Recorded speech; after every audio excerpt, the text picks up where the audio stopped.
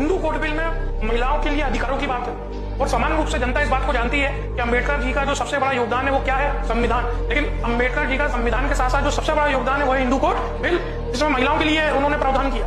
तो महिलाओं के पास इतने अधिकार नहीं, क्यों महिलाओं को ऐसा अधिकार मिल रहा है? कानून में लिखा। ये कानून देने वाले कौन? अंबेडकर।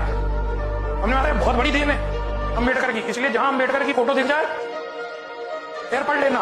हिंदू कोड बिल इस देश में समाज सुधार के लिए उठाया गया सबसे महत्वपूर्ण कदम। हिंदू समाज के वर्गों के बीच और स्त्री पुरुषों के बीच जो असमानता है उसे बरकरार रखकर आर्थिक सुधारों के लिए कानून पास करना हमारे संविधान का मजाक उड़ाने जैसा है और गोबर के ढेर पर महल खड़ा करने जैसा है।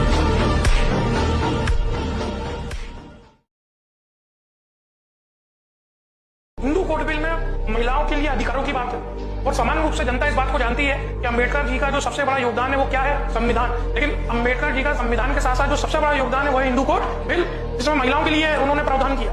तो महिलाओं के पास इतने अधिकार नहीं, क्यों महिलाओं को ऐसा अधिकार मिल रहा है? कानून में लिखा।